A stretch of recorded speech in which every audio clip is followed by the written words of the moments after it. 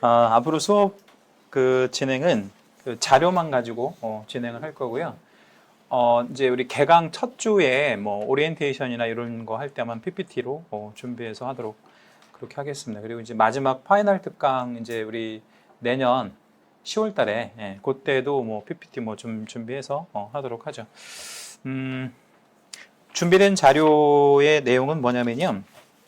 아까 우리 만화 보여드렸던 거 있었잖아요. 그래서 우리가 이제 좀 조심해야 될 것들, 안전하게 중계하려면 어떻게 해야 되는 것인지 이런 것들을 한번 얘기를 한번 해보려고 하는데, 일단 제목은 매매계약 중개 해가지고 이제 우리 양가로 1번 소 제목에 보니까 거래계약서 작성 전 확인할 사항 이렇게 나와 있잖아요.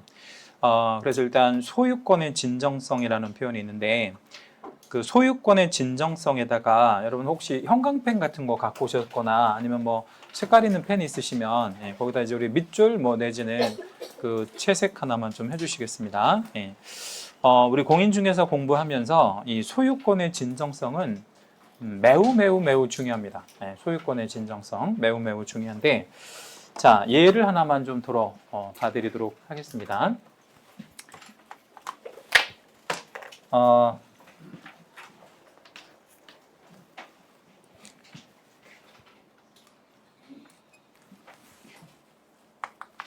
갑과 을이요, 매도를 하고요, 매수를 한다라고 가정해 보죠. 둘이 이제 매매 계약에 대한 합의를 했습니다. 그리고 이제 매수가 매도한테 잔금 뭐 이렇게 줬어요. 그러면 갑은 매도 쪽은요, 매수한테 뭘 줘야 되죠? 매매를 하는 과정이에요. 그래서 잔금 다 줬어요. 합의했고 의사표시 했고 그래서 잔금을 줬어요. 그러면 상대적으로 매도인은 매수인한테 뭘 줘야 돼요? 소유권 이전 해줘야죠. 그래서 소유권 이전을 해준다는 거는, 자, 소유권 이했다 하고 주나요? 그렇게 안 하죠. 그렇게 안 한다고. 그럼 어떻게 하죠? 등기를 넘겨주죠. 등기 이전. 자, 이 말이 대단히 중요한 말이에요. 등기를 넘겨준다라는 게. 그러면 등기를 넘겨준다는 얘기는 종전의 등기부에는 누구의 이름으로 되어 있었는데? 갑. 근데 이걸 누구의 이름으로 넘겨주겠다는 거예요? 을의 이름으로 넘겨주겠다는 거죠. 그럼 등기부에 변동이 생기네요? 그렇죠? 그럼 등기부에 변동이 생겨요. 그러면 이 등기가 격려가 되면 을은 소유권을 취득합니까? 아니면 취득하지 못합니까? 취득하죠. 이게 일반적인 경우라는 거예요. 일반적인 경우다. 이제 다른 사례를 한번 들어봐 드릴게요. 갑이 있고요. 을이 있는데, 갑이 외항선을 타는 사람이에요. 외항선. 그래서 이제 이 사람이 배 타고 나갔어요. 배 타고 나갔는데 3년 정도 있다가 들어올 거예요. 3년 있다가 귀국할 거예요. 근데 이 을이, 갑이 한번 나가면 3년 있다 온다는 걸 너무 잘 아는 거야. 그리고 얘가 혼자 살아. 가족도 없고요. 근데 얘가 소유하는 부동산이 있었거든요. 그래서 이제 을이요, 갑하고 뭐가 있었던 것처럼 이렇게 위조했냐면 매매가 있었던 것으로 위조한 거예요. 그러니까 뭐를 위조한 거죠? 매매 계약서가 있는 걸로 위조한 거예요. 위조할 수 있다 없다? 위조. 여러분은 다들 착하게 살아오셔가지고 위조할 수 있다 없다 그러면 잠깐 이게 고민이 되는데, 세상에 위조 안 되는 건 없죠. 사람도 위조하는데 뭐 위조 안 될 게 뭐 있어요? 위조할 수 있습니다. 위조해가지고요, 얘가 뭐를 받은 것처럼 다 해가지고요, 잔금 다 받은 것처럼 해서 등기를 넘겨받았어요. 등기 이전.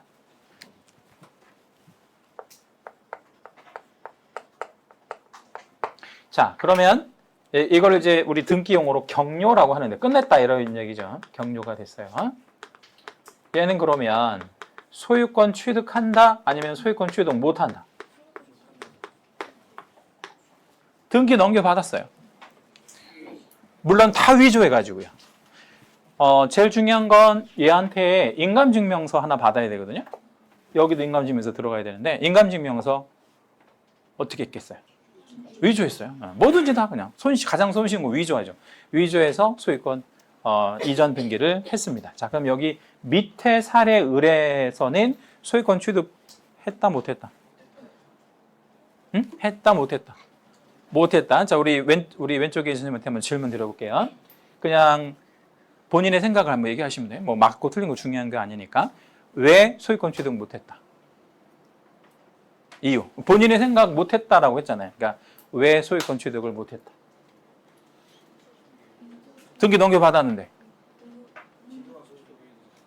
왜 진정한 소유자가 아니냐? 똑같은 질문 다시 드려볼게요. 왜 진정한 소유자가 아니냐?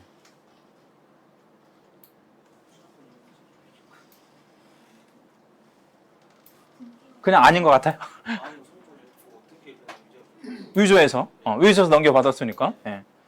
자, 그러면 이 두 가지 사례 중에서 밑에 을도 어차피 등기 넘겨받았으니까 밑에 을도 소유권 취득했다라고 나는 생각한다. 손 한번 들어보세요. 나는 소유권 취득했다라고 생각한다. 지금 손 드신 분들이 5분이 계신데 이분들은 정말 큰일 날 사람들이에요. 이분들이 바로 사고 칠 사람들이라는 거죠. 그렇죠? 네. 그죠? 한 분은 소유권 취득 못했다고 하는 게 정답이고 5분은 소유권 취득했어 이렇게 답변하시면 지금 큰일 날 사람들이라고. 이 사람들은 나중에 그 개업을 하시더라도 조금 뭐하게 하세요? 재산 돌려놓고 하세요. 네, 돈 돌려놓고. 그렇지 않으면 굉장히 큰일 날 수가 있습니다. 나머지 손 안 들이시는 분들은 무슨 생각을 갖고 있냐면 잘 모른다는 거죠. 잘 모르니까 내가 어떤 반응을 보일 수가 없었던 거죠. 정답은 소유권 취득하지 못합니다. 자, 여기서 중요한 거는요. 똑같이 등기가 넘어갔잖아요. 여기도 등기, 여기도 등기. 근데 이렇게 생각을 해봐요.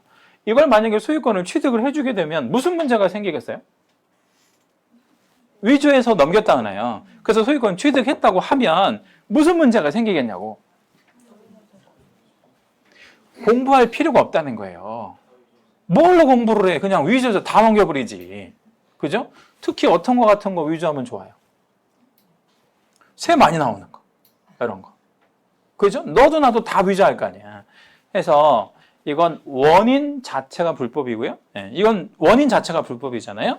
소유권 취득을 못합니다. 자, 이 사례와 이 사례에서요. 우리가 기억하실 거는 등기죠. 등기. 믿을 수 없다. 등기는 그냥 허상이라는 거죠. 그죠? 등기는 믿을 게 없는 거야. 그러면 이 등기는 이전에서 소유권 취득했다고 했잖아요. 이거는 100% 확실한 거는 아니고요. 뭐가 될 뿐이에요. 추정이 될 뿐이에요. 이거를 추정력이라고 합니다. 추정력. 네, 그 추정력이라는 게 뭐냐면 이 매매 계약이요. 나중에 뭐 할 수 있어요?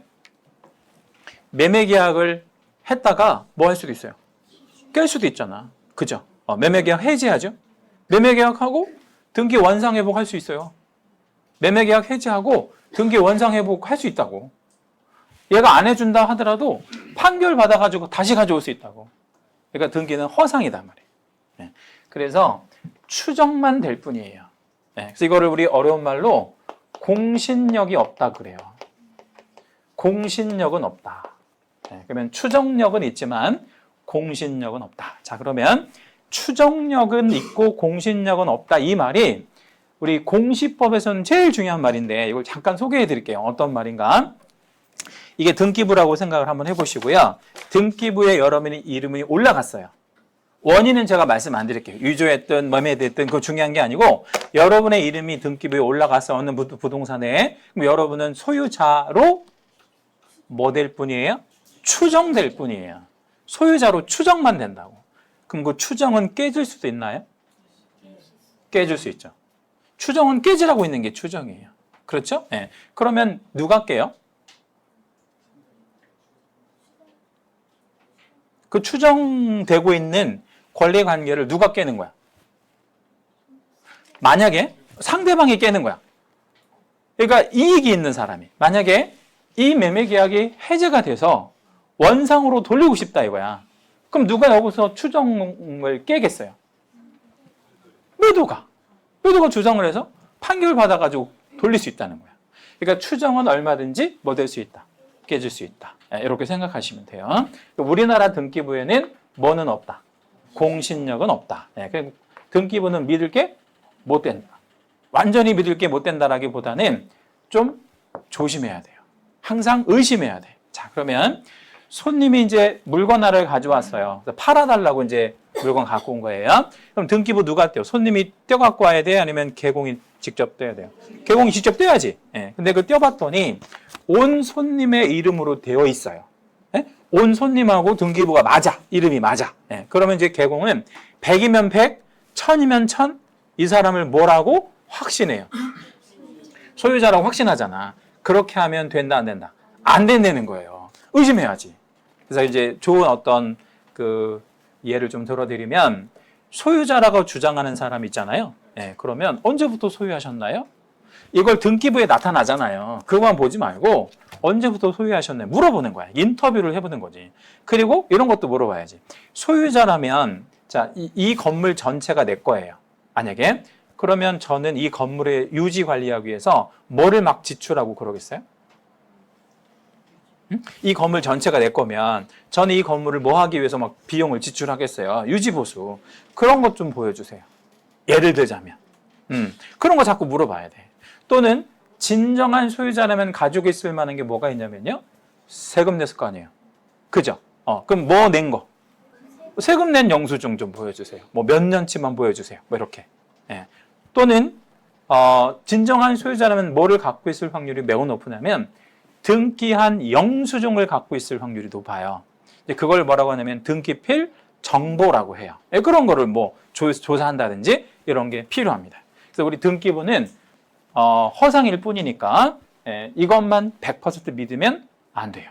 다만 우리나라 이제 부동산이 굉장히 많잖아요. 근데 이게 통계가 있는 건 아니기 때문에 제가 뭐 섣불리 말씀드리기 좀 어렵지만 대체적으로 90% 이상은 등기와 권리 관계가 일치할 거예요.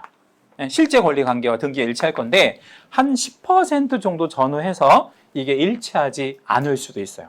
예를 하나만 더 들어봐 드릴게요. 갑은 여러 채, 그러니까 집이 여러 개가 있어요. 한 뭐 10개가 있다고 치죠. 10개가, 집 10개.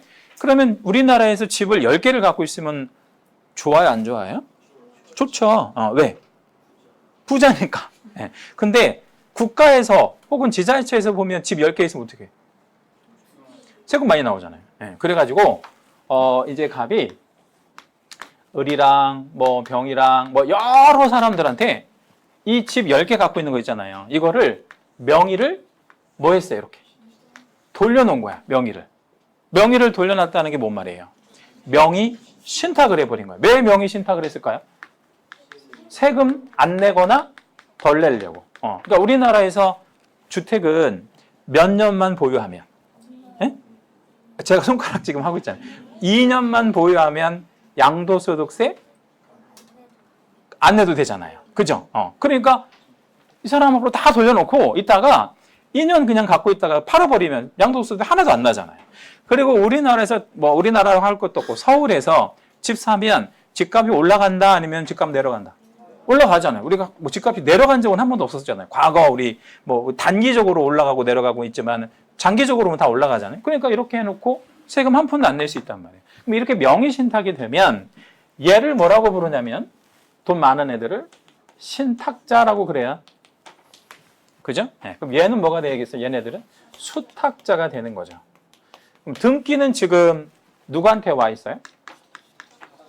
신탁자 아니면 수탁자? 수탁자. 이제 수탁자가 밖에 나가서 떠벌린다, 안 떠벌린다? 참고로 한번 해볼게요. 이것도 시험에 잘 나오는 얘기입니다. 요번에도 요거 나왔어요, 30회도. 얘는 5년 이하의 징역이나 2억 원 이하의 벌금형을 받을 수 있는 범죄 행위입니다. 5년, 2억. 얘가 시험에 잘 나옵니다.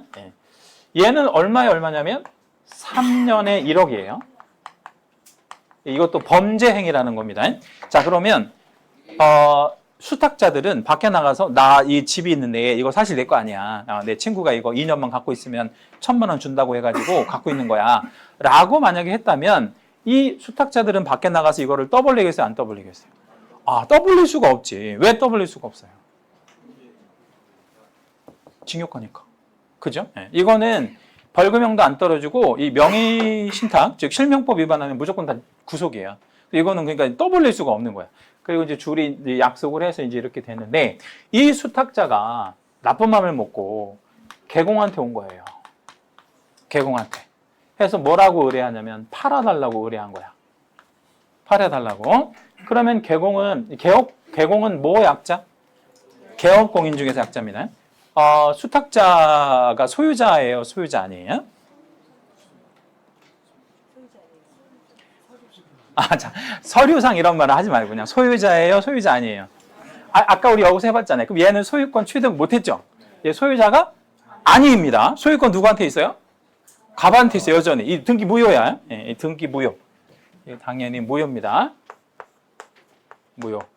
자, 그러면 수탁자가 개업공인 중에서 한테 와서 팔아달라고 얘기했어요. 자, 그러면 소유자 누구예요?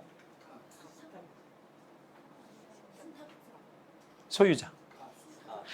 그러면 이렇게 생각해 볼게요. 우리나라에서 이런 걸 허용할 것 같아요? 안 할 것 같아요? 절대 허용하지 않지. 범죄 행위니까. 등기 무효. 무효. 무효.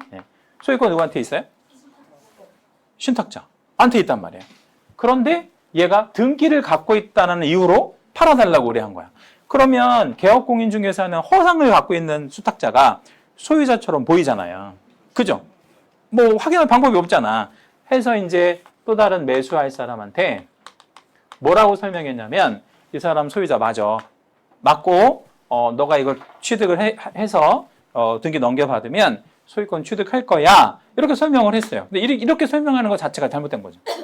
왜냐면 얘는 뭐니까? 소유자가 아니니까. 그쵸? 네. 그럼 얘가 이제 만약에 매매 계약을 해가지고요. 소유권을 넘겨준 거야. 소유권 이전 등기. 제가 소이라고 쓴 건 소유권 이전 등기를 얘기하는 겁니다. 이렇게 넘어갔어요. 그럼 얘가 소유권을 취득하는 게 맞아요? 아니면 취득하지 못하는 게 맞아? 이건 등기 넘어갔고 이렇게. 자, 이거하고는 좀 다른 사례죠. 위조해서 넘긴 거하고 이건 좀 다른 사례지. 자, 그러면 이거는 어떤 문제가 생기냐면 제도라는 게 있잖아요. 우리나라의 제도가. 어떤 제도가 있냐면 이 사람들을 처벌을 하잖아요. 근데 처벌만 해가지고는 이런 일들이 근절되지 않으니까 이 수탁자와 법률 관계를 맺은 이 사람을 뭐라고 표현을 하냐면 제3자라고 그래요. 제3자. 얘가 왜 제3자냐면 얘네가 당사자니까. 제1자, 2자. 그러니까 얘가 뭐야? 제3자가 되는 거지. 그럼 이 제3자를 보호하는 게 제도적으로 필요해요? 아니면 보호하지 말아야 되겠어요? 보호해줘야지. 그래서 얘가 소유권을 뭐한다? 취득을 한다라는 거죠. 대신 이거는 얘네가 나쁜 짓을 했기 때문에 특별히 인정하는 제도다라는 거예요. 특별히 인정하는 제도다. 그러면 제3자는 처벌을 하고 처벌하지 않고 이건 처벌하지 않아요.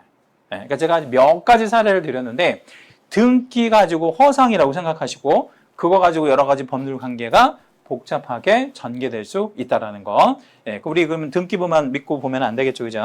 그러면 우리 동그라미 2번에 보면 명의신탁 부동산이라고 되어 있는 거 있죠, 그죠? 제목에 거기다 우리 밑줄 하나만 해주세요.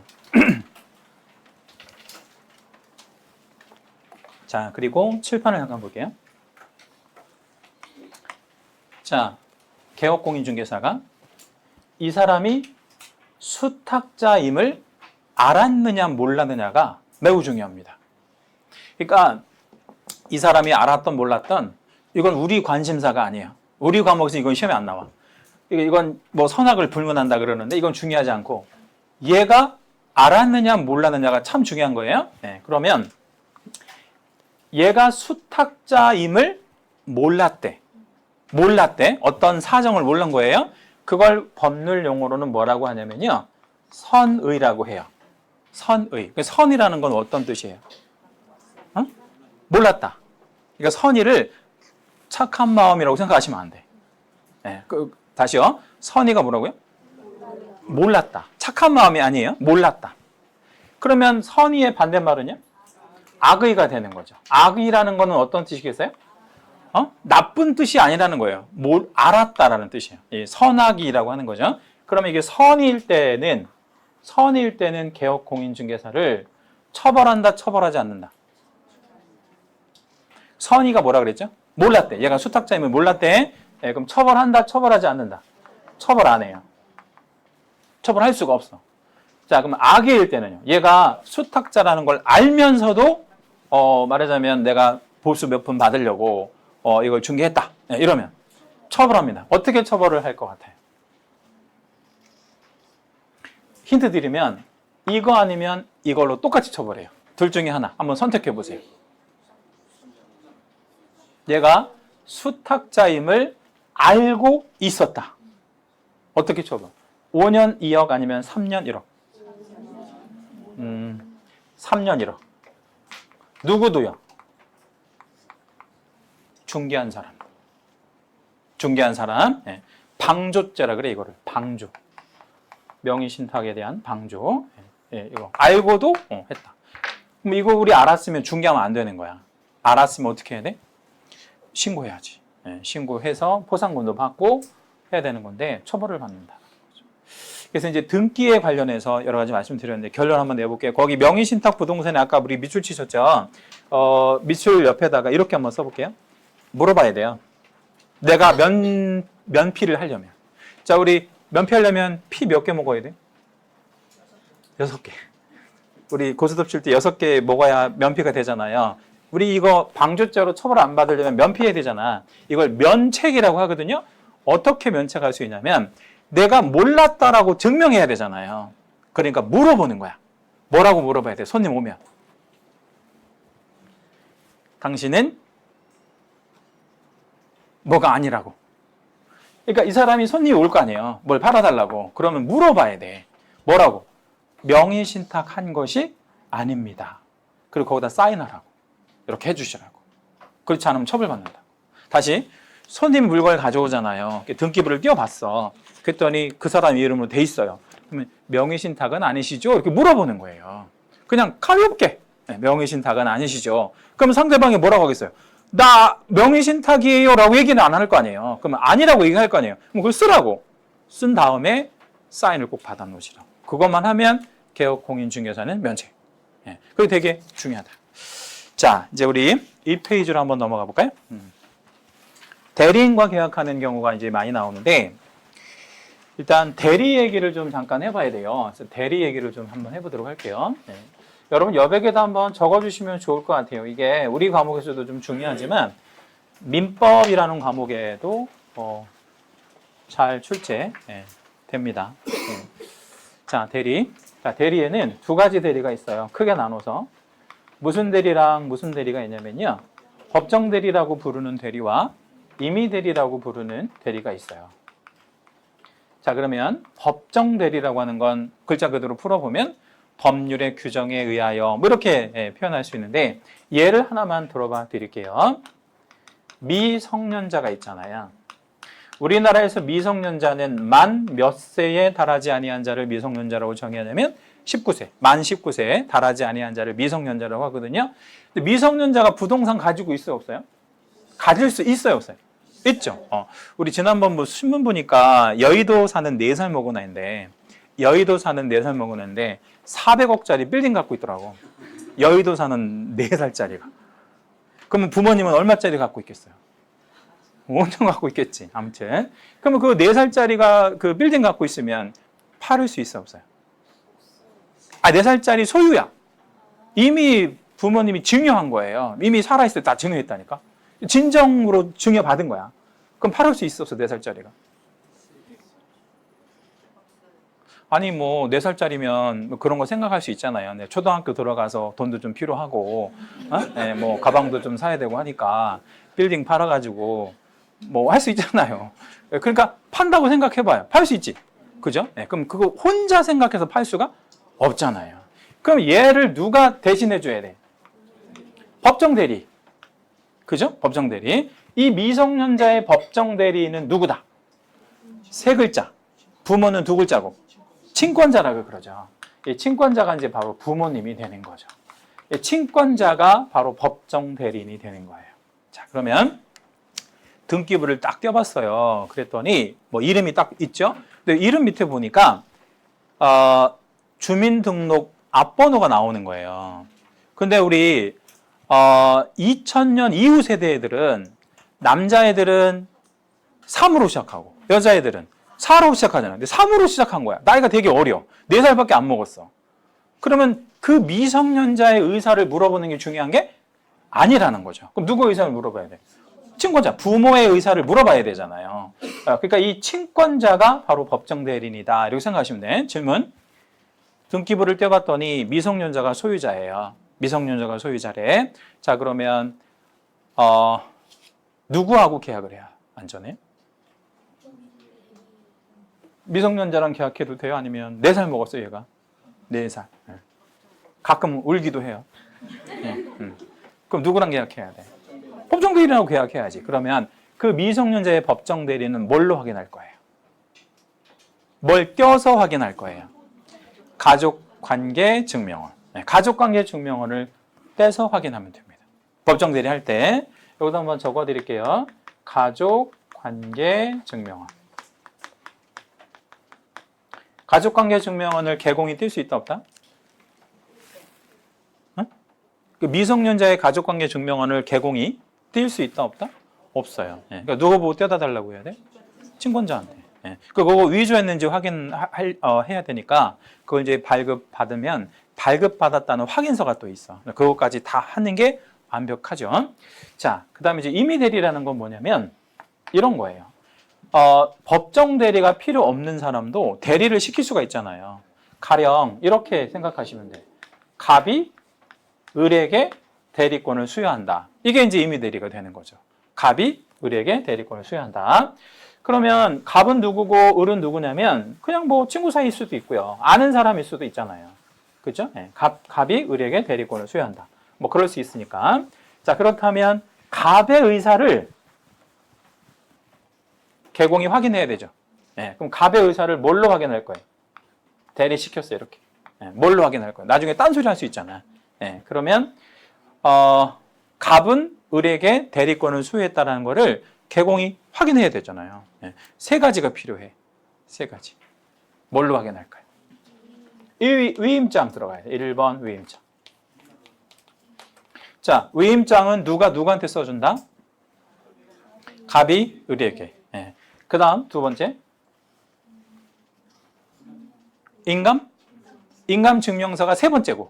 2번째. 인감 도장은 필요 없어, 굳이. 인감? 이거 되게 많이 모르시더라고. 이게 만약에 위임장이면 그냥 위임장만 가져오면 무슨 의미가 있어요? 도장을 찍어야지. 이걸 인감날인이라 그래요. 인감날인. 그리고 이 인감이 본인께 맞는지를 확인하기 위해서 뭐를 확인해 줘야 돼요? 인감 증명서. 요즘에는 뭐 그 인감 대신 본인 서명 확인 하는 본인 서명 확인 확인서가 있어요. 본인 서명 확인서. 그것도 괜찮아요. 얼마 전에 제가 뭐 개인적으로 뭐 필요해 가지고요. 종이에다가 동사무소에 가면 종이에다가 제가 자필로 제 이름을 황정선 이렇게 쓰고 이걸 동사무소 직원한테 주죠. 주면 이걸 제가 했다라는 걸 확인해 주더라고. 그래서 본인 서명 확인서라는 게 있어요. 그것도 괜찮아요.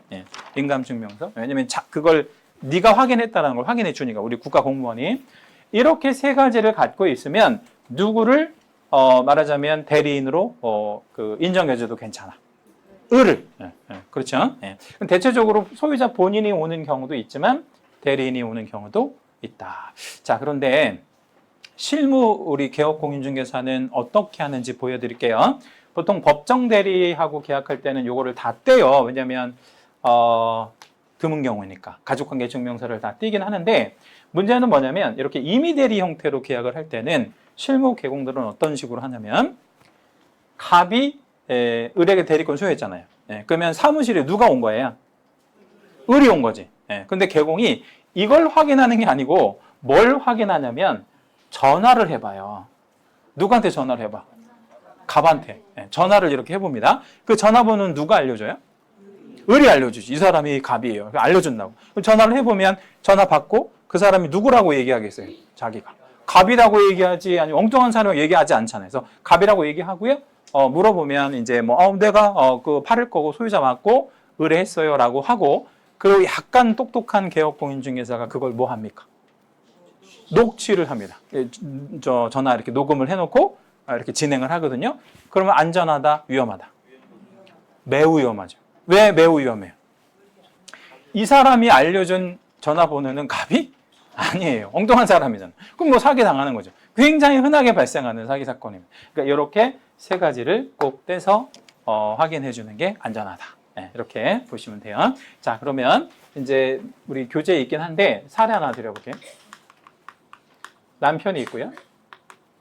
편의상 갑이라고 할게요. 부인이 있어요. 편의상 을이라고 하겠습니다. 네, 이 둘은 혼인 관계에 있습니다. 그러니까 법정혼 상태다. 법정혼 상태. 남편이 남편 명의로 된 부동산을 부인한테 오늘 가서 좀 팔아오지 이렇게 얘기를 했어요. 오늘 가서 좀 팔아오지 이렇게 얘기했어요. 그래서 부인이 개업 공인중개사한테 가서 매도 의뢰를 한 거예요. 근데 마침 손님이 생긴 거예요. 매수할 사람이 생긴 거예요. 그래서 이 사람한테 설명하고 계약을 이렇게 둘이 하려고 그래요. 남편은 회사가 있고 아니면 출장가 있고. 자, 이 사례 실무에서 흔히 발생하거든요. 자주 발생합니다. 매매하려고 해요. 남편 부동산을 팔으려고 하는 거예요. 자, 안전하다 아니면 위험하다? 위험하죠? 네. 자, 우리 세 번째 줄에 앉는 친구한테 물어볼게요. 왜 위험한지 한번 얘기해 볼게요. 본인 생각을 한번 얘기해 봐요. 지금 우리가 해보고 있는 거를 대화식 수업 방식이라고 하거든요. 대화하는 식으로. 이렇게. 제가 이 방식을 되게 좋아하는데요. 앞으로 수업할 때는 더 자주 할 거예요. 제가 중간까지 막 나가가지고 질문할 거예요. 그 앞에 분만 긴장할 게 없고요. 뒤에 분도 막 이렇게 나가서 물어보고 할 겁니다. 이 대화식 수업 방법을요. 누가 개발했는지 알아요? 응? 소크라테스가. 소크라테스가 개발을 했어요. 소크라테스를 성인이라 그러잖아요. 얼마나 대단한 수업 방식이길래 성인이라고 추앙하잖아요. 되게 여러분 사고를 자꾸 이렇게 하시는 게 중요해요. 우리 세 번째 친구한테 이거 왜 위험할 거라고 생각해요? 뭐 때문에? 둘이 부부 사이예요. 왜? 이유는? 아니 아침에 남편이 부인한테 오늘 이거 좀 팔아갖고 오지? 라고 얘기했다고 말씀드려요. 출근 전에. 아니면 출장 전에.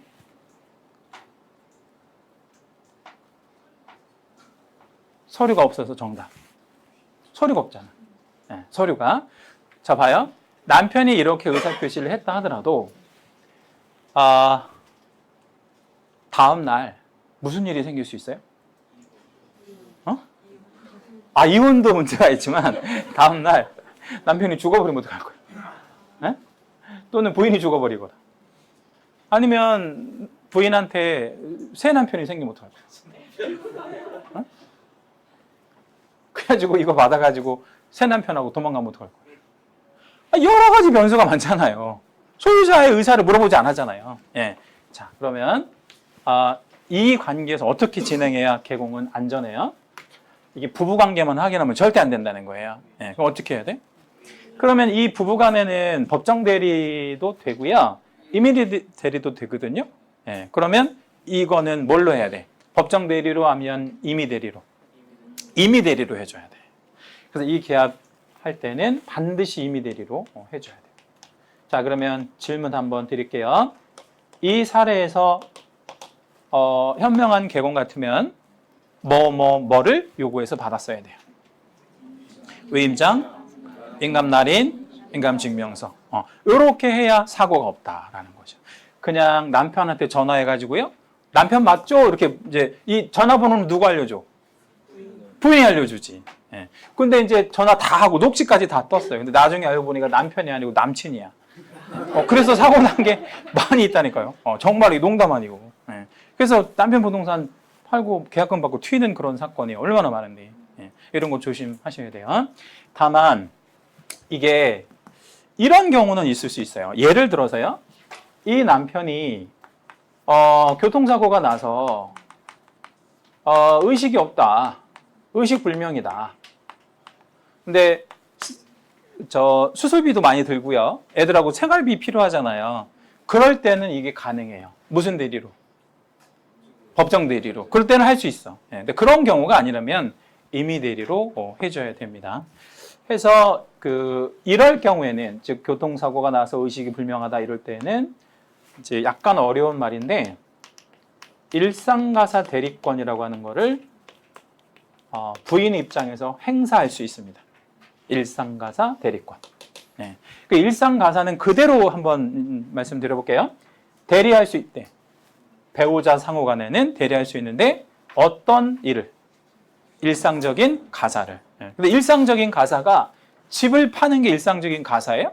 아니잖아. 그러니까 이건 임의 대리로 해줘야 된다는 거야. 근데 남편이 의식불명이면 일상가사라고 볼 수 있어. 왜요? 의사표시를 할 수가 없잖아, 남편이. 예. 또는 우리 판례하면 이런 것도 있어요. 남편이 바람 나가지고 집을 나가버린 거야. 몇 년째 안 돌아오고 있어. 근데 다행인 건 뭐를 놓고 집 나갔어, 남편이. 집을. 예. 그러면 애들하고 그거 팔아서 먹고 살아야 되거든요. 그것도 일상가사 인정하는 그런 사례도 있고요. 아무튼 그런 특별한 경우가 아니면 임의 대리로 해야 된다. 이렇게 생각하시면 되겠어요. 그래서 이제 사람과 관련된 얘기를 한번 해봤고요. 거기 2페이지 중간에 보면 개업공인중개사의 대리행위 이런 말 나오잖아요. 이건 뭔 얘기냐면 칠판을 잠깐 볼게요. 자, 여기 보세요. 갑을 매도인하고 생각해 볼게요. 매도. 얘가 개공이에요. 네. 그러면 우리 매도인이 개공한테 의뢰해서 집 팔아달라, 너 대리해달라 이렇게 할 수 있어 없어요? 즉 다시 말씀드리면 개공이 대리행위 자체를 수임받을 수 있냐 이거예요. 수임받을 수 있다. 대신 세 개 다 받으면 되겠죠. 그래서 개공도 대리할 수 있어요. 얼마든지. 실제 실무적으로 보면 개공이 대리하는 경우가 되게 많아요. 네. 그러면 이것도 따로 보수 받을 수 있어 없어요? 받을 수 있죠. 네. 합의해서 이거 해주는데 100만 원 주세요. 얼마든지 제가 끝까지 책임지고 해드릴게요. 100만 원 받으면 되는 거죠. 그리고 이제 밑에 대리인하고 매매계약 체결 방법에는 아까 말씀드린 대로 법정 대리라면 가족관계 증명서라든가 이런 거 확인하면 되는 거고요. 그 다음에 또 이제 무슨 대리가 있죠? 임의 대리 같으면 세 가지 이거 확인해주면 됩니다. 자, 그리고 3페이지 쪽으로 한번 와보겠습니다. 3페이지 쪽에 보시면 일상가사 대리행위라고 하는 것이 있는데 배우자 명의의 부동산을 일상가사 대리권으로 원칙적으로 처분할 수가 없다 그랬죠. 특별한 사정이 없는 한 일상가사 대리권으로 할 수 없습니다. 그럼 이런 거는 일상가사인가 보세요. 남편 신용카드로 부인이 애들 학원비를 결제하는 거. 그러니까 카드의 명의는 남편인데 카드를 쓰는 주체는 부인이고 그리고 결제한 내용은 애들 학원비야. 그러면 그렇게 해도 돼, 안 돼? 해도 되죠. 왜? 그 일상가사니까. 그런 거는 허용한다는 얘기죠. 그리고 그 일상가사 대리행위 박스 왼쪽 오른쪽 아무 데나 한번 적어놔 볼게요. 이것 좀 시험에 곧잘 나오는 편인데 임대와 임차가 있잖아요. 자, 임대는 뭐죠? 임대는 뭐야? 빌려주는 거. 임대는 빌려주는 거. 임차는 빌려받는 거. 자, 그러면 임대는 내 집을 사무실을 사용 수익할 수 있는 권능을 포기하는 거잖아요. 그죠? 이건 세를 줘버리는 거니까 이건 일상가사로 보지 않아요. 처분행위로 보는 거야. 근데 임차는 뭐라 그랬어요? 아까? 얻는 거, 집을 얻는 거, 사무실을 얻는 거. 얻는 건 좋은 거예요, 안 좋은 거예요? 예를 하나 들어볼까요? 남편이 퇴근했는데 부인이 뭐라고 하냐면 내가 당신 이름으로 집 하나 사놨어. 당신 요즘 힘든 것 같아가지고 여의도에 20평짜리 아니 20평이 아니라 20억짜리 하나 사놨어. 힘내. 이러면 기분 좋아요? 기분 안 좋아요? 기분 좋지. 그런 건 얼마든지 해도 상관없다는 얘기야. 그런데 반대로 한번 해볼까요? 남편이 부인이 이제 퇴근해서 들어왔는데 남편이 요즘 당신 좀 힘든 것 같아가지고 당신 이름 차 팔아버렸어. 그냥 내일부터는 그냥 택시 타고 다녀. 운전하는 거 힘들잖아. 차를 팔아버린 거야. 그럼 그 일상가사 대리행위에 들어간다 안 들어간다? 그건 안 들어가는 거지. 그러니까 처분행위냐 아니냐 이렇게 구분하시면 돼요. 그래서 임대하고 임차에서 임차는 일상가사 대리에 들어갑니다. 일상가사 대리로 봅니다. 그러면 세를 얻는 거는 자기 식구들하고 사는 거잖아요. 이런 거는 일상가사 대리로 얼마든지 할 수 있어요. 나쁘지 않으니까. 그렇게 생각하면 되고요. 자, 그 다음에 이제 그 양가로 4번에 보면 그 개공의 개업공인중개사의 의무 뭐 이런 말이 있는데 매매계약서 작성 전에 의무 뭐 이렇게 되어 있잖아요. 그래서 거기서 우리 아까 물건에 대한 하자 같은 거 생길 수 있기 때문에 하나만 좀 적어 놔 볼게요. 이게 상당히 중요한 얘기입니다. 우리 중개사법에서 가장 중요한 핵심이 이거예요. 확인설명서. 그리고 나서 거래계약서 쓰는데 거기에 이제 어떤 내용들이 써 있냐면 아까 제가 만화 두 가지 보여드렸잖아요. 그 두 가지 만화 중에서 첫 번째 물건에 대한 하자가 있으면 왠지 우리 뭐 돈으로 물어줘야 되거나 신경 써야 되는 문제가 생길 수 있으니까 뭐를 잘 써야 된다는 얘기예요. 확인설명서. 그래서 이 확인설명서 안에는 크게 두 가지가 있는데요. 기본 확인사항이라는 게 있어요. 그리고 또 하나는 세부 확인사항이라는 게 있는데 자, 이제 느낌으로 한번 생각을 해보세요. 느낌으로. 이건 별 3개짜리입니다. 기본 확인사항은 개업 공인중개사가 뭐 할 수 있는 거? 직접 확인할 수 있는 거. 누구의 도움도 필요 없는 거. 이걸 기본 확인사항이라고 그래요. 이건 직접 확인 가능하다. 직접 조사할 수 있다. 직접 조사 가능. 그러면 세부 확인사항이라는 게 있잖아요. 아까 우리 말씀드렸던 보일러 같은 거. 보일러. 그런 건 우리가 틀어볼 수가 없잖아요. 한여름에 보일러 틀어보고 거기서 뭐 어떻게 할 거야. 그러니까 이걸 어떻게? 직접 조사가 안 되는 거, 불가한 거를 세부 확인사항이라고 하는데 시험에는 매년 물어보는 게 이거예요. 기본 확인사항과 세부 확인사항. 매년 물어보는 게 기본 확인사항, 세부 확인사항. 자, 그러면 예를 하나씩 들어드릴게요. 보일러 작동 상태는 기본 확인사항이다, 세부 확인사항이다. 이거 세부로라는 거죠. 보일러 작동 상태. 보일러 상태. 그러면 기본 확인사항이라는 것 중에 한번 생각해 볼까요? 등기된 권리. 등기된 권리. 기본이에요. 아까 우리 두 번째 만화에서 보면 근저당이 설정돼 있다는 거 확인해 줬잖아요. 누가? 개업공인중개사가. 근저당이 있다고 얘기해 줬잖아. 그건 기본적으로 확인해 줘야 돼요. 기본적으로. 그러면 등기된 권리가 있고 아까 세금 관계 있을 수 있죠. 세금 관계는 기본 확인사항, 세부 확인사항. 이건 세부 확인사항. 등기되지 않는 권리.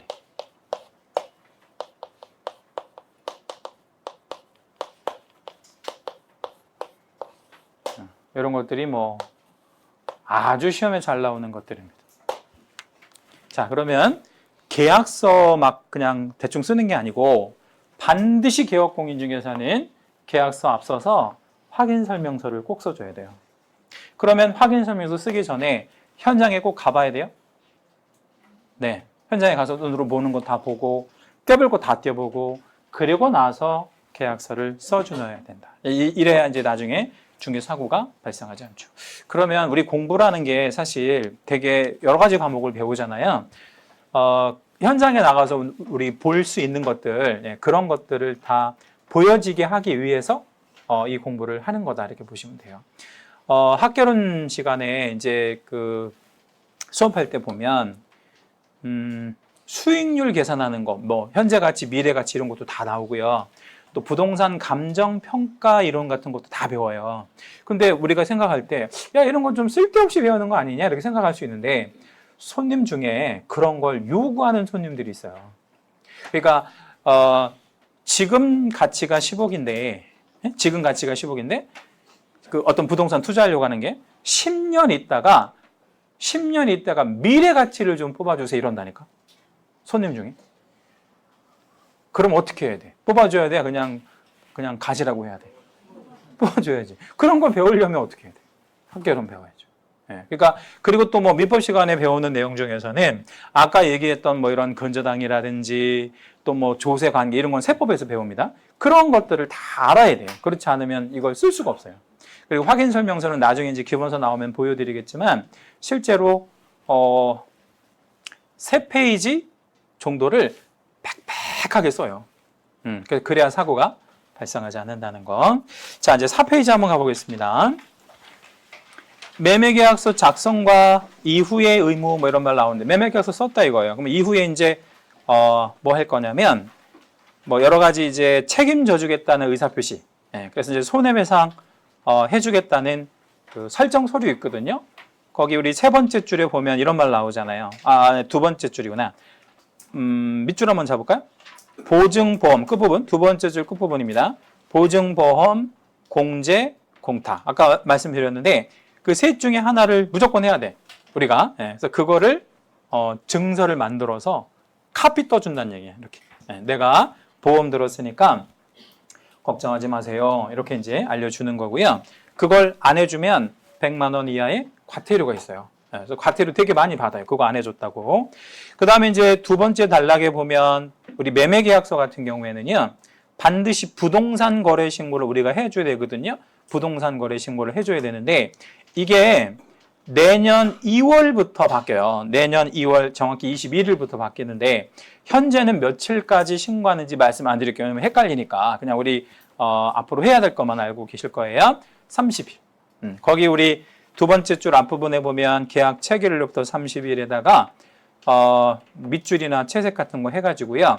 거기다 별표 3개 잡을게요. 예, 요거는 뭐 우리 내년 시험에 있어서 부동산 거래 신고법에서 제일 중요한 거라고 볼 수 있어요. 이게 원래는 이거보다 훨씬 길었거든요. 근데 이걸 30일로 단축한 거야. 예.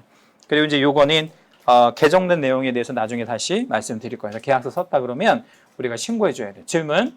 매매 계약서를 썼으면 매도 매수가 신고한대요? 아니면 개업공인중개사가 신고한대요? 개업공인중개사. 개업공인중개사가 신고해 줘야 돼. 예, 우리가. 예. 그리고 이 신고하지 않으면 마지막에 보니까 얼마 과태료까지 받을 수 있대. 500만 원 이하 과태료. 이건 좀 되게 세죠? 네, 이런 거 받을 수 있고 이 신고를 거짓으로 하고 그러면 취득가액의 100분의 5 뭐 이런 과태료가 부과되는 경우도 있을 수 있습니다. 자, 밑에 보면 이제 손해배상 책임과 관련해서 우리가 과실 책임이라는 걸 당연히 부담해야 되는데 이 과실과 관련해 가지고요. 요 얘기 잠깐 해드리고 넘어갈게요. 과실이라는 게 있거든요. 네, 과실. 네, 보통 우리 이제 책에 보면 과실 이런 말 많이 쓰잖아요. 근데 이 과실 앞에는 경자가 생략되어 있는 거예요. 경자가 생략되어 있다. 이걸 뭔 과실? 경과실. 근데 앞에 중자가 붙어서 나오는 과실이 있어요. 이걸 우리 무슨 과실이라고 하냐면 중과실이라고 그래요. 여기서 말하는 중자는 가운데 중자이다 아니면 무거울 중이다. 네, 무거울 중자 쓰는 과실. 그 다음에 이게 좀 더 짙어지면 고의가 돼요. 이렇게 고의. 네. 자, 그러면 중과실은 중간에 있다 아니면 고의에 약간 치우쳐 있다. 약간 치우쳐 있는 거. 그래서 이 중과실을 고의에 가까운 과실이라 이렇게 얘기를 합니다. 그래서 상대적으로 경과실이 있고 중과실이 있는데 이 세 가지 모두 책임져야 돼요. 세 가지 모두 책임집니다. 그러면 내가 고의로 사고 치면 그 책임지는 액수가 어떻게 되겠어요? 내가 일부러 사고 친 거야, 일부러. 그러면 책임져야 되는 그 범위가 어떻게? 더 커지겠지. 중과실도 커지겠죠. 경과실이면 좀 줄어들겠죠. 왜냐면 판사도 우리 손해배상 청구 소송에서 그래 너가 가만히 보니까 여러 가지 많이 이렇게 알아보고 또 조사하고 했구나. 너의 과실은 몇 %야. 뭐 이런 식으로 이제 알려줄 텐데 이거나 이거는 그러지 못한다. 그래서 과실 책임이라는 말이 있잖아요. 거기 동그라미 1번 제목에 이 과실 책임은 경과실 책임을 말해요. 쬐끔이라도 과실이 있으면 책임진다. 이렇게 생각하시면 돼요. 그러면 고의도 책임 있는 거예요? 고의는 책임 없는 거예요? 고의도 책임 있는 거죠. 그래서 과실 책임이라고 할 때는 여기서부터 모두 책임을 진다. 그래서 제가 과실 책임이라 그랬을 때 고의는 책임이 없다 이런 뜻이 아니에요. 당연히 고의는 책임도 있고 그 책임률이 세집니다. 자, 그 다음에 이제 5페이지 한번 가보도록 하겠습니다. 네, 5페이지 한번 가보면 무과실책임이라는 게 있는데요. 그 무과실책임은 제목에다가 채색 한번 해주시고 뭐 밑줄 한번 해주시고 별표를 2개만 좀 잡을까요? 네, 무과실책임. 네. 글자 그대로 한번 읽어볼게요. 무과실책임은 뭔 뜻이에요? 과실이 없는데도 책임을 지겠다라는 거죠. 과실이 없는데도. 야, 그럼 이런 그지 같은 경우가 어딨냐? 난 과실이 없는데도 책임을 진다는 게 말이 되냐? 이렇게 생각할 수 있는데 이렇게 생각하시면 아주 간단해요. 누가 사고 치면 개업공인중개사는 무과실 책임을 질까요? 응? 누가 사고 치면. 자기는 사고 안 쳤어. 자기는 잘못이 없어. 응? 의뢰인 말고. 의뢰인이 사고 치면 의뢰인이 알아서 하는 거예요. 그 개업공인중개사가 고용한 그 종업원이 사고 치면 개업공인중개사는 무과실 책임을 부담하게 됩니다. 그래서 이제 거기도 여백에다 하나만 적어놔 볼까요? 개업공인중개사라는 개념이 있으면 이 사람이 누군가를 고용을 하게 되면 그 고용당한 사람을 뭐라고 부르냐면 고용인이라 그래요. 고용인. 종업원? 네, 종업원을 고용인이라 그러는데 고용인에는 두 사람이 있어요. 자격을 갖고 있는 고용인이 있거든요. 아까 우리 얼핏 말씀드렸는데 자격 갖고 있는 고용인을 뭐라 그래? 소속공인중개사. 네, 소속공인중개사 줄여서 소공이라 그래요. 소속공인중개사. 자격 있으면서 고용된 사람. 그 다음에 자격 없는 고용인도 있겠죠. 네, 그럼 자격 없는 고용인은 중개보조원 이렇게 불러요. 우리 약국에 가면 이렇게 포장된 약만 파는 사람이 있죠. 포장된 약, 뭐 바카스 주세요. 그럼 바카스 팔고 그러잖아요. 근데 약을 섞는 행위를 조제한다 그러거든요. 그 조제는 누구만 할 수 있어요? 약사만. 약사 면허 있는 사람만. 그러면 계약서는 누구만 써야 되겠나 생각해봐요. 거래계약서, 확인서면 누구만 써야 되겠어? 당연히 개업공인중개사가 쓸 수 있어 없어요? 있지. 소속공인중개사는 있어요. 왜? 자격이 있으니까. 네, 근데 얘는 쓰면 안 돼. 네, 중개보조원은 쓰면 안 돼. 네, 그럼 중개보조원은 뭐만 해야 돼? 중개보조원은 단순한 업무. 단순한 업무는 뭐냐면요. 보여주는 거 이런 거 해야 돼. 집 보여주는 거. 네, 그리고 일반 서무라고 해서 뭐 전화 받고 또 손님 오면 뭐 차 같은 거 대접하고 이런 거를 중개보조원이 다 한다. 약국으로 말하면 뭐 우리 바카스 같은 거 팔고 이러는 게 이제 중개보조원이고 조제약 파는 건 약사, 면허 있는 사람들만 팔 수 있다. 근데 누가 사고 치면 이 중에서 얘가 사고 치면 얘가 고의나 과실이 있어요. 그러면 얘는요 책임을 져야 돼. 물론 얘도 책임을 집니다. 고용인 스스로도 책임이 있어요. 그런데 얘가 책임을 질 때 이 책임의 이름을 바로 무과실 책임이라 그래요. 되게 중요한 얘기예요.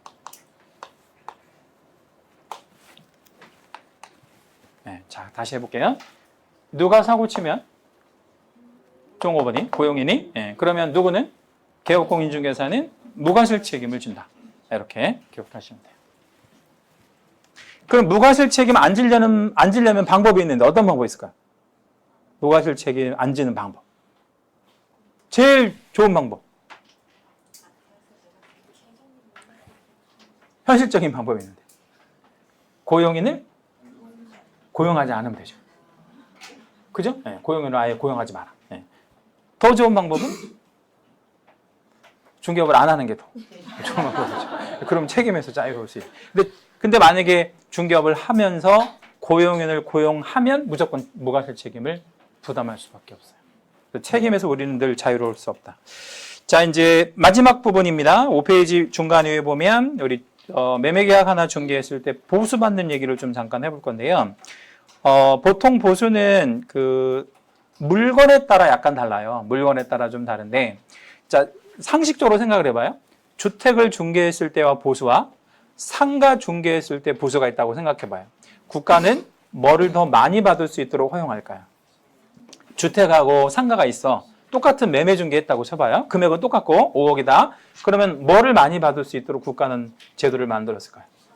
상가. 왜? 응? 상가 같은 경우에는 돈 있는 사람들만 사는 거잖아요. 주택은 서민들도 주택은 있어야 되니까 주택은 요율의 체계가 좀 낮아. 반대로 주택 외는 요율의 체계가 조금 세고 그렇습니다. 그런 느낌만 가져갈게요. 그 다음에 이제 2번에 보면, 동그라미 2번에 보면 보수의 수수 기준 뭐 이런 말 나와 있는데, 거기 세 번째 줄의 중간에 보면 이런 말이 한번 나옵니다. 구체적으로, 구체적 요율은 무엇과 무엇이 서로 다르다. 주택과 주택 외. 거기다 우리 채색한 한번 해주실래요? 밑줄 한번 잡아주시든. 주택과 주택 외의 경우가 각각 다르다. 느낌, 어떤 느낌 가져가시라고 그랬어요? 주택과 주택외가 있는데 보수의 체계는 뭐가 더 많다? 주택 외가. 네, 주택 외가 좀 더 많다라는 거. 주택보다는. 네, 그렇게 기억해 주시면 되겠어요.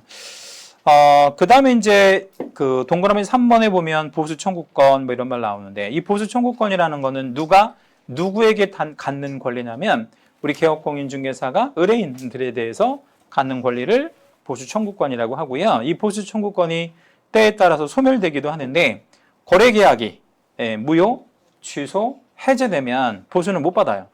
깨져버리면 받을 수가 없다. 그 다음에 실비 같은 것도 받을 수 있는데, 자, 예를 하나 좀 들어보면, 손님이 뭘 팔아달라고 물건 하나 가져오면 등기부 떼어보아야 되잖아요. 발급? 발급 비용은 개공이 부담한다, 아니면 손님이 낸다?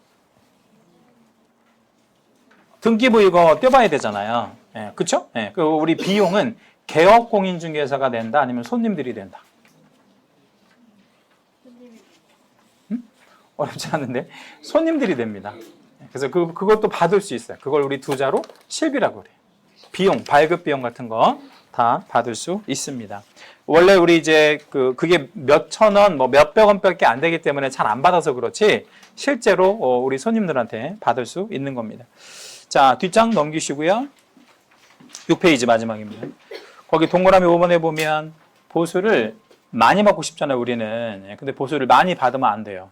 보수를 초과해서 수수하게 되면 처벌받습니다. 그래서 이걸 이제 금품 초과수수, 뭐 혹은 개업공인중개사 등의 금지행위 뭐 이렇게 이제 부르기도 하는데, 돈을 많이 받으면 1년 이하의 징역이나 1,000만 원 이하의 벌금형을 받을 수 있어요. 거기다 우리 채색 한번 해주시고 별표 하나만 좀 잡아볼게요.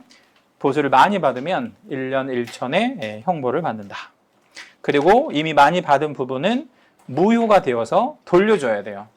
그럼 반환하면 처벌은 안 하고, 아니면 처벌은 당연히 하고, 당연히 처벌도 받고 해야 됩니다. 여러분, 보수를 많이 받고 싶어요? 아니면 법정 한도 안에서만 받고 싶어요? 많이 받고 싶죠. 많이 받고 싶잖아요. 그게 당연한 인간의 어떤 심정이잖아요. 근데 많이 받을 수 없어요. 그런데 실제 실무에서 보수를 많이 받는 개업공인중개사들이 있다 없다? 그것도 합법적으로 있다. 있을 수 있다. 그래서 그런 것들을 여러분이 개념을 잘 잡고 계셔야 돼요. 그러니까 예를 하나 좀 들어봐 드리면, 이런 거 같은 경우는 받아도 되나 보세요. 상가에 임대차를 하나를 알선해주고 상권 분석을 해준 거예요. 이 상권 분석은 안 해줘도 되거든요. 해줬다고. 상권 분석 비용을 좀 받으려고 해요. 중개 보수도 받고. 중개 보수는 500이고요. 상권 분석 비용은 1억 받으려고 해요.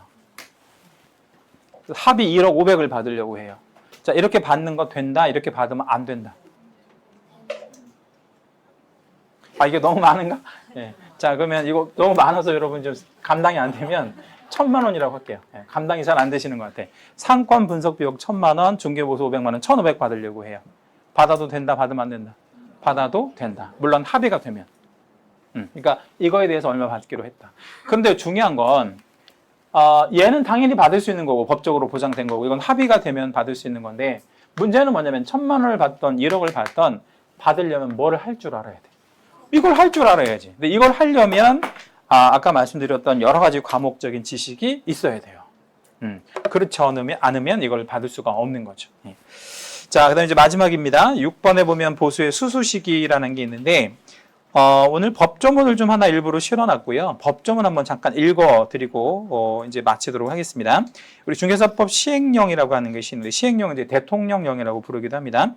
27조의 2 한번 읽어볼게요. 법제 32조 제3항에 따른 중개보수의 지급 시기는 개업공인중개사와 의뢰인 간의 약정에 따르되에서 단락을 한번 끊어보시고요.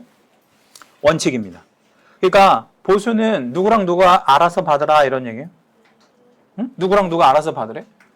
그 의뢰인과 개공이. 그러니까 줄 사람과 받을 사람이 알아서 받으래. 법에서 관여하지 않겠다는 거 여기까지는. 근데 뒤에 뭐라고 했냐면 약정이 없을 때에는 중개대상물의 거래대금 지급이 완료된 날로 한다. 그러니까 보통 거래대금의 지급이 완료된 날을 우리가 뭐라고 표현하죠? 응? 잔금일이라고 표현하잖아. 네, 그러니까 원칙은 합의된 날 받고 예외적으로 잔금일 날 받아라. 뭐 이런 얘기도 시험에 잘 나오는 조문이니까요. 그 박스에다가 별표 하나만 하시겠습니다. 자, 오늘 수업은 여기까지 하고 아까 우리 돌발 퀴즈 하나 내라 그래가지고요. 퀴즈 하나 내드릴게요. 그래서 그거 참여하실 분은 그 유튜브 홈페이지에 들어가셔가지고 뭐 여러분 그 이렇게 뭐 이름 쓰고 하시면 이렇게 뭐 상품권 드린답니다. 얼마짜리를 줄지는 잘 모르겠고 아무튼 뭐 하루에 20명인가? 몇 명 정도 이렇게 준다고 하니까 돌발 퀴즈. 오늘의 돌발 퀴즈. 잘 들어보세요. 의뢰인과 개업공인중개사 사이에 체결되는 계약.